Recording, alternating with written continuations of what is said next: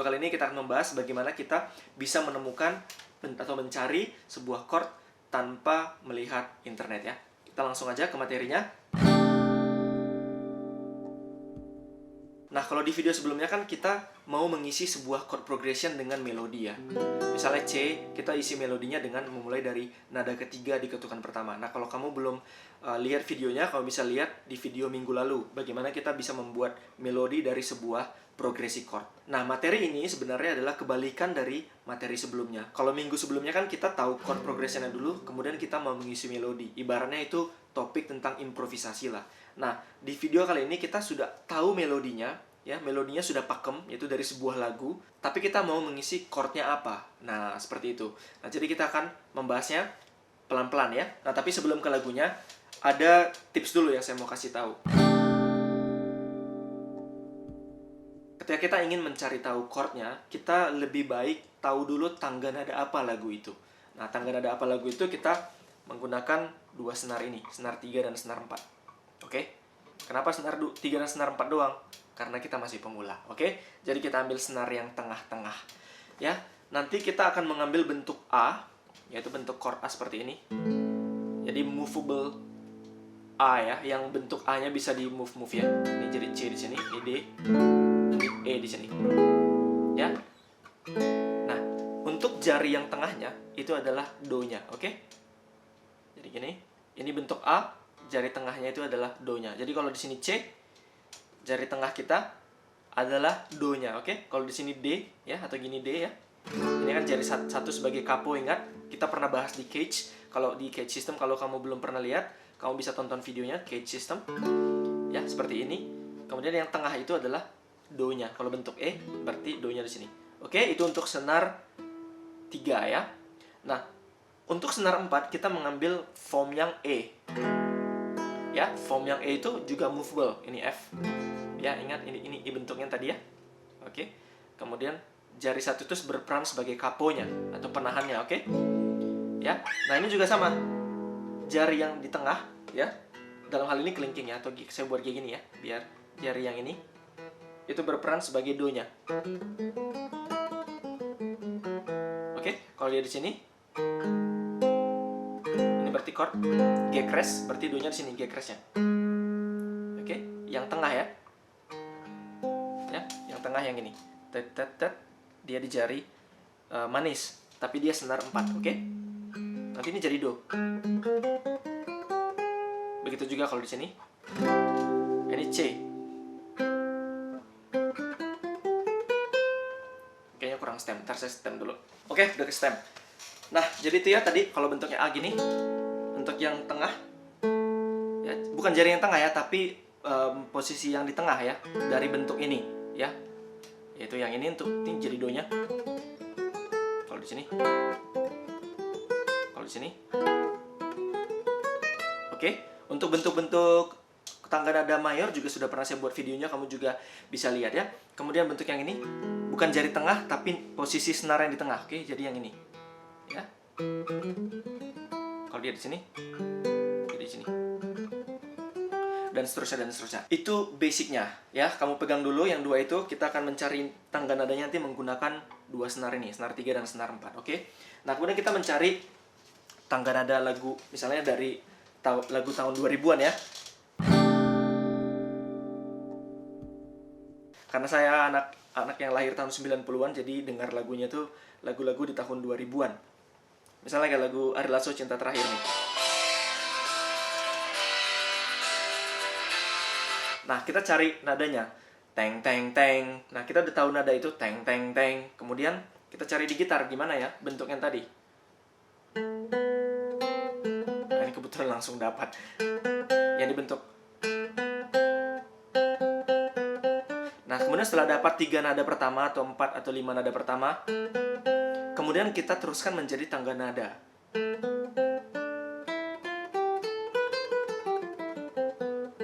Setelah kita tahu tangga nadanya, kita dengarkan mood lagunya. Mood lagunya nih mood mayor atau mood minor. Kalau dia mood mayor kan, tapi kalau mood minor ya, kemudian nadanya ada A, ada B, ada C. Kemungkinan berikutnya adalah ada D, E, G, A, B, C. Ya ini sepertinya tangga nada C mayor, tapi dimulai dari A minor, atau tangga nada A minor, atau tangga nada kalau bisa dibilang dalam bentuk modes adalah tangga nada mode A Aeolian. Ya, untuk modes juga sudah pernah saya bahas, kalau kamu mau lihat dulu videonya juga bisa ya.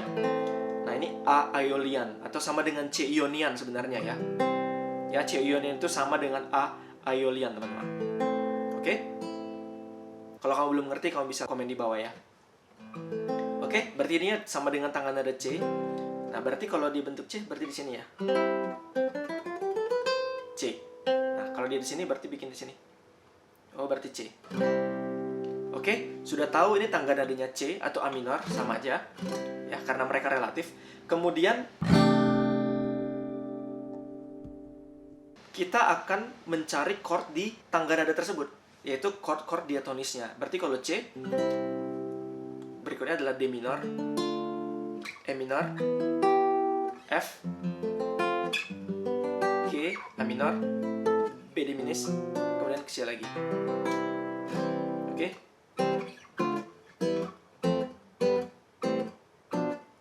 Nah, kemungkinan besar lagu ini akan memakai chord-chord yang ada di dalam tangga nada C mayor atau tangga nada A minor ini ya. Nah, kemudian kita kulik. Sedalam. Nah, mulai masuk chordnya itu pasti di sedalam. Nah, karena tadi ini minor, nah berarti dia harus kemungkinan besar ini chord awalnya minor. Nah, cuman nada C ini itu milik chord siapa? Karena bisa A minor, bisa D minor 7. Ya, bisa ya yang dua itu aja ya kalau yang minor di tangga nada ini ya. Nah, biasanya chord itu, nada yang paling kuatnya itu adalah di nada ketiga dari penyusun chord. Jadi kalau misalnya A minor, dia itu pengisinya adalah A, C, E. Ya, A minor itu kan terbentuk dari nada-nada A, C, dan E. Nah, kemudian nada ketiganya itu adalah si C itu kan. Third, minor third-nya. Ya, seperti tadi. Sedalam, sedalam. Nah, ini B. Nah, B itu pengisi dari si G. G itu kan G, B, D. Again, si B itu nada ketiga dari si chord G.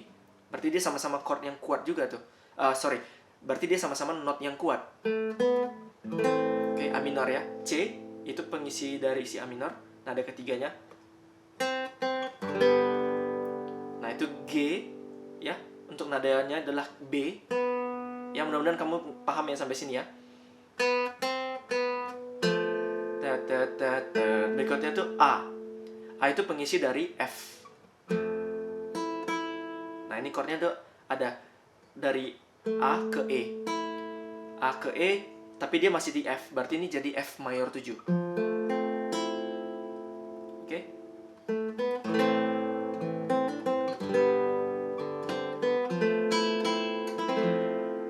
Kayak gitu ya.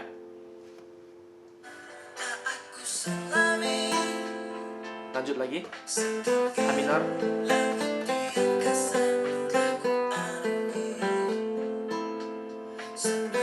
Masih sama. Itu mayor 7. Diulang-ulang lagi.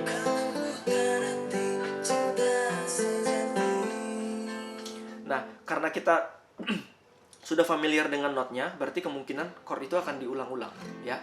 Sebuah lagu yang enak itu lagu chordnya harus diulang-ulang. Kalau chordnya berpindah-pindah terlalu banyak, telinga kita ini kayak nggak menemukan polanya, dan akhirnya aduh lagunya terlalu sulit, kita nggak mau dengar. Tapi kalau lagunya enak, biasanya chordnya itu diulang-ulang, dan frasenya atau phrasing dari sebuah melodinya itu dia diulang-ulang. Makanya dia jadi easy to listen atau enak didengar kayak gitu ya teman-teman ya. Jadi kita udah dapat.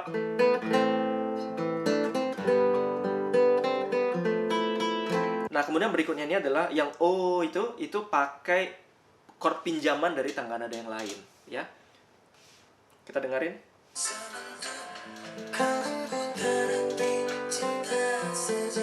Nah, ini yang O-nya nih kita akan jadi pakai F minor. Kita pinjam F minor sebentar. Ya, atau 4 yang diminorin. Itu juga bisa kayak gitu ya cara mikirnya.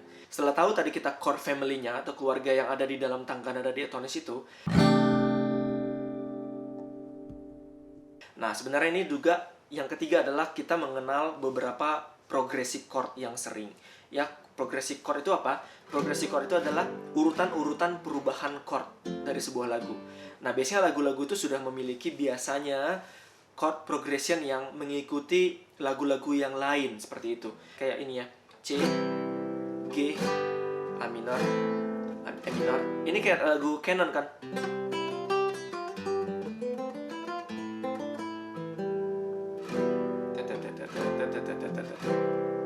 Kini usai sudah segala pencarian panjangku. Mirip canon. Nah, ini berarti dia progression chord dari si canon. Ya udah, progression chord canon apa? Kemudian kita isi dengan chord tangga nada C atau chord progressionnya kita ubah dengan isi yang ada di dalam tangga nada Do sama dengan C. Kira-kira make sense ya? Ya udah, kalau kita udah tahu chord progressionnya, tinggal kita mainkan aja.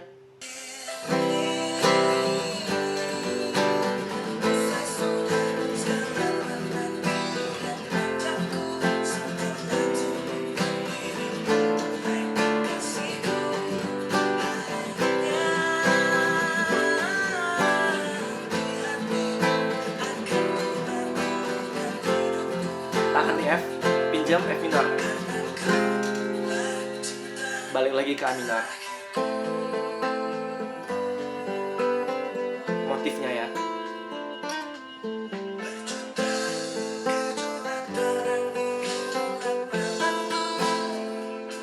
Ya, lebih kurangnya kayak gitu ya teman-teman ya. Kamu cari tahu dulu tangga nadanya apa ya dari tadi. Ya, kemudian temukan dia di tangga nada mayor atau minor. Kalau dia mayor, langsung cari do re mi fa sol la si do nya. Kalau dia minor, cari relatif mayornya apa. Oh, ini minor di dalam mayor apa gitu ya. Minor misalnya A minor di dalam mayornya si C ya.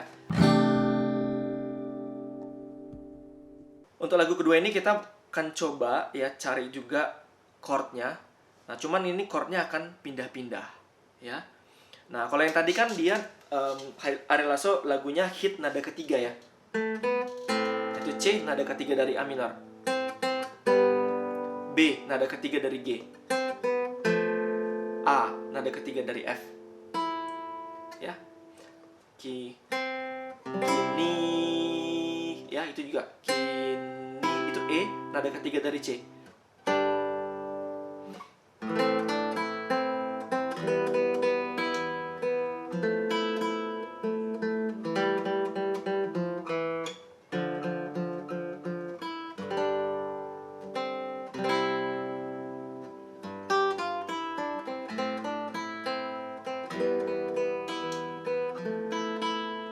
Pinjam chord F minor.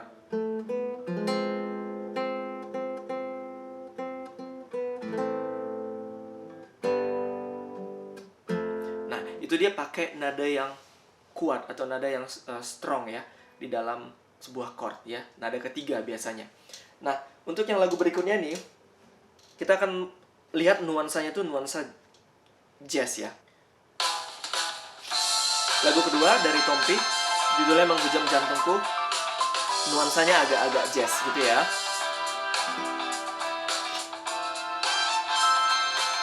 Kita cari nadanya udah nemu. Teretet, berarti di mana? Kita cari aja dari nada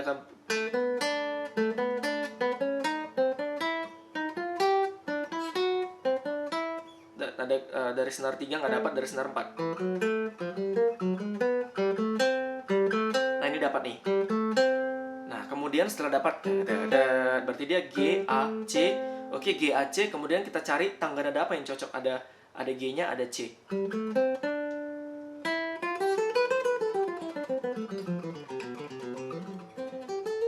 Oh, berarti dia tangga nada C mayor. Ya, lagi-lagi C mayor. Ya, berarti gini. Oke, kalau kayak gini, berarti do-nya di sini. Kalau tadi kita nemunya di sini, berarti bisa juga. di sini berarti. Do-nya itu di sini, sorry. Gini bentuknya. Do-nya itu jari yang tengah tadi. Ya. Nah, kemudian kita sudah tahu tangga nadanya apa. Kemudian nuansanya. Nuansanya agak-agak jazz, ya jazz yang mayor ya. Lebih uplift gitu ya.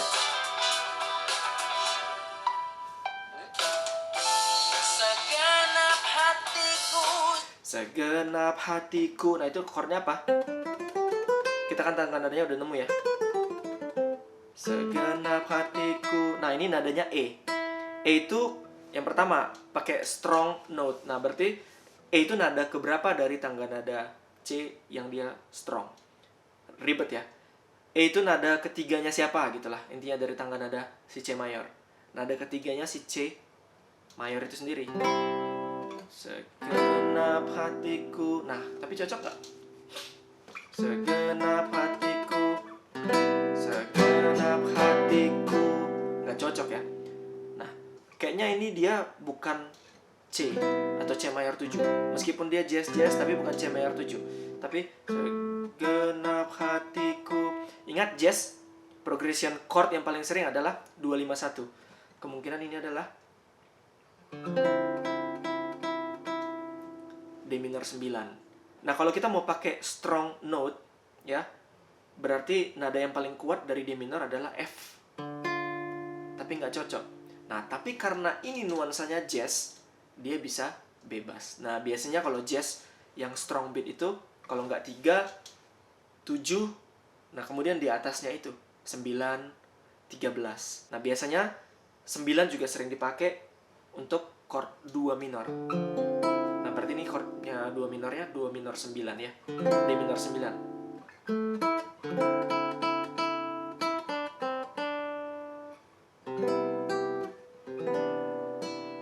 Ya, dari dia D minor ke C. Oke.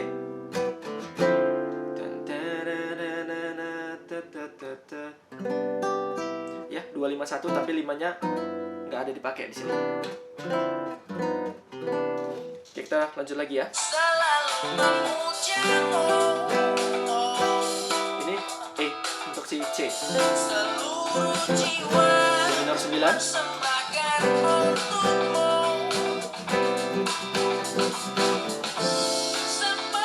Diulang lagi. Phrasing motifnya sama.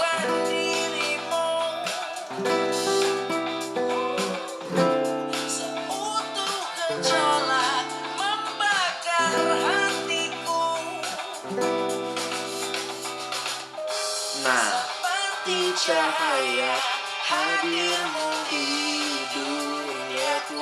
Nah, untuk lirik yang ini seperti cahaya hadirmu di duniaku, berarti dia pindah tangga nada ya, sehingga dia pinjam chordnya si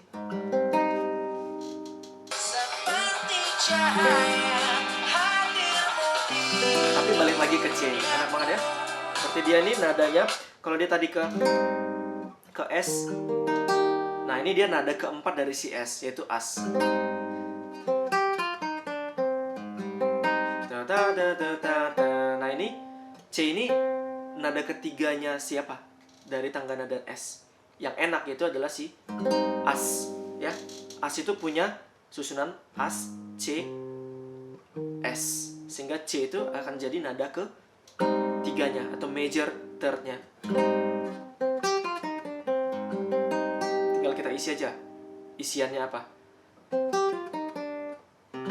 Nah, cocok kalau C. S, kemudian balik lagi ke C.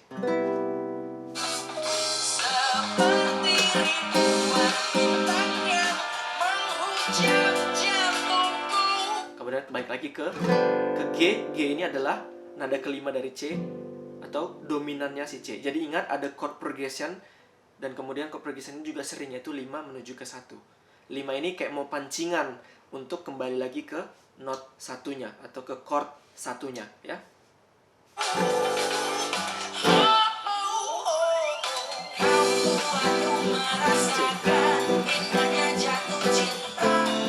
Progression jazz 1 2 1 2 1.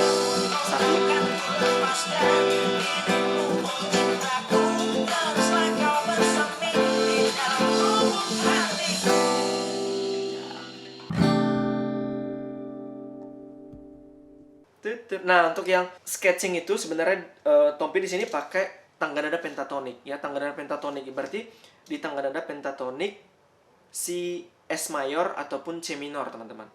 Ya. S mayor itu relatifnya adalah C minor. Ya, berarti kalau C minor pentatonik biasanya di sini bentuk 1.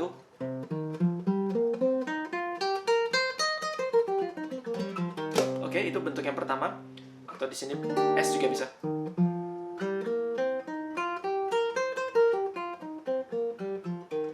Bentuk yang kelima di sebelahnya ya, di bentuk yang ke-1. Oke, dia akan mengisi nah itu pakai tangga nada pentatonik itu aja ya, dari si C minor ataupun dari si S mayor. Kita cobain ya.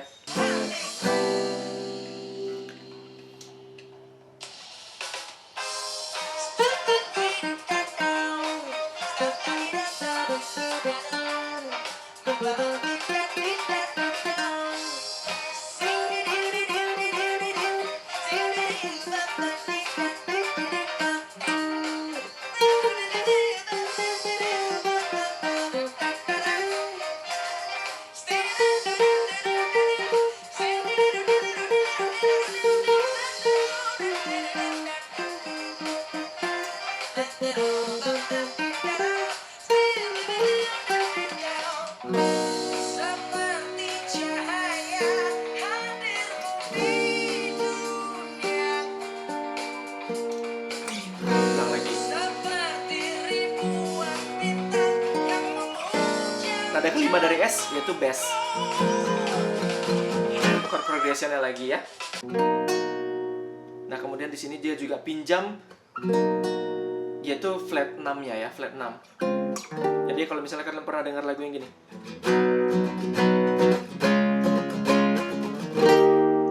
Nah, dia tuh pinjam yang itu tuh, yang flat 6 itu.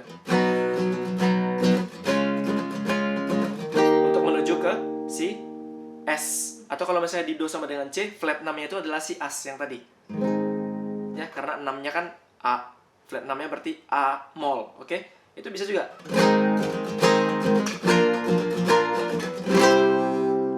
Nah, biasanya untuk menutup lagu-lagu yang megah, yaitu pakai flat 6, flat 7, kemudian 1. Ya sama kayak di sini dia S, dia flat 6-nya itu adalah B, kemudian D flat atau C crash, kemudian ke E flat lagi, ke S lagi ya. Nah, jadi kayak gitu ya teman-teman ya. Kamu bisa, yang pertama adalah langkahnya cari tangga nadanya dari mana. Kemudian setelah itu chord apa yang mengisi tangga nada tersebut. Oke, yang pertama cari tangga nadanya. Kedua, chord apa yang mengisi tangga nada tersebut. Kemudian yang ketiga, kenali chord progression yang paling sering. Itu saya sudah pernah bahas, ada 5 chord progression yang paling sering. Nah, kemudian untuk menentukan si melodi itu dia chord apa, kita anggap aja dulu melodi itu menggunakan nada terkuat dari si chord itu, yaitu nada ketiga dari chord itu. Kemudian yang tadi si Tompi, nah karena dia nuansanya jazz, berarti kita mungkin saja kita tidak akan menemukan melodi itu sebagai not yang nada ketiga. Karena jazz biasanya akan memakai chord extension. Bisa aja dia tuh not ke-9, misalnya tadi ya. Ya, pakai D minor 9. Ternyata E, ya kita pikir si C. Ya, kan C, E itu nada terkuatnya si C kan. Tapi ternyata bukan. E itu ternyata miliknya si D minor. D minornya D minor 9 lagi. Ya. Nah, ini saya juga sudah pernah bahas sebelumnya tentang 7 level perjalanan main chord. Nah, itu juga di level 5 dan level 6 biasanya orang-orang udah bisa main chord jazz atau yang extension gini.